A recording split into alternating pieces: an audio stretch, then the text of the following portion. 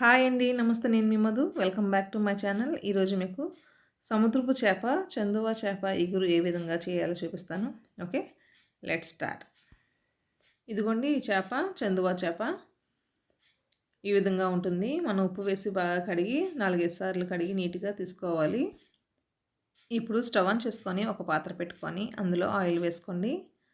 ఒక 4-5 టేబుల్ స్పూన్ల ఆయిల్ వేసుకోండి. ఆయిల్ హీట్ అయిన తర్వాత చిన్నగా కట్ చేసుకున్న ఉల్లిపాయ ముక్కలు వేసుకోవాలి.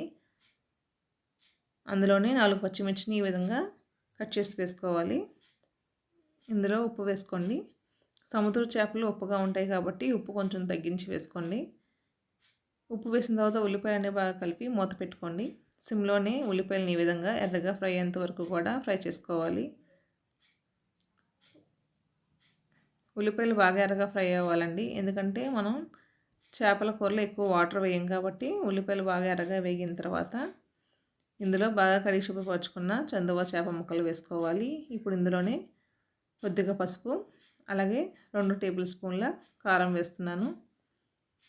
నాన్ వెజ్ కర్రీస్ దేనికైనా సరే ఉప్పు, కారం, మసాలా అంతా కూడా కొంచెం ఎక్కువ వేసుకోవాలి, అప్పుడే టేస్ట్ బాగుంటుంది.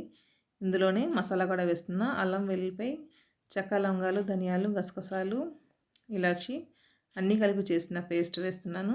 ఇక్కడైతే నేను మసాలా పొడి వేయట్లేదు, అన్నీ కలిపి ఫ్రెష్గా చేసిన పేస్ట్ వేస్తున్నాను. ఈ విధంగా అప్పటికప్పుడు ఫ్రెష్గా చేసి మసాలా వేసుకుంటే కర్రీస్ చాలా టేస్టీగా ఉంటుంది. ఇప్పుడు గరిటెతో ఈ విధంగా చేపని రెండో వైపుకి టర్న్ చేసుకోండి. చేప ఉడికిన తర్వాత అస్సలు గరిటె పెట్టకూడదండి. చేప ముక్కలు పచ్చిగా ఉన్నప్పుడు గరిటె పెట్టినా ముక్కలు అవ్వదు.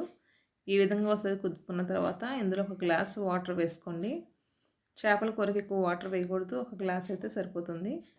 ఈ విధంగా వేసిన తర్వాత మరొకసారి ఈ విధంగా కుదిపి మూత పెట్టుకొని ఫస్ట్ ఒక 5 మినిట్స్ వరకు కూడా హైలో ఉంచుకోండి. కూర వేడికిన తర్వాత అప్పుడు సిమ్లో పెట్టుకోవాలి. ఉప్పు సరిపోయిందో లేదో ఒకసారి చూసుకోండి. ఈ విధంగా ఉడుకుతుంది కదండి. ఇప్పుడు మనం స్టవ్ని సిమ్లోకి టర్న్ చేసుకొని మరొకసారి ఈ విధంగా కదిపి మూత పెట్టుకొని మధ్య మధ్యలో కూడా ఈ విధంగా కదుపుతూనే ఉండాలి, కానీ గరిట అసలు పెట్టకూడదు. ఈ విధంగా సిమ్లో ఉడికి దగ్గర పడింది కదండి. ఆయిల్ అంతా కూడా పైన తేలి మనకి కూర దగ్గర పడినట్టు కనిపిస్తుంది కదా. ఇప్పుడు కొంచెం కొత్తిమీర వేసుకుందాం. కొత్తిమీర వేసుకున్నాక మరొకసారి ఈ విధంగా అనుకొని స్టవ్ ఆఫ్ చేసేయండి. అంతే, ఎంతో టేస్టీ అయినా చందువ చేపల ఇగురు కూర రెడీ అయిపోయింది. ఇది సముద్రం చేప అయినా కూడా చాలా టేస్ట్ బాగుంటుందండి. తప్పకుండా మీరు ట్రై చేయండి, మీకు నచ్చుతుంది. Okay, thank you. Have a nice day.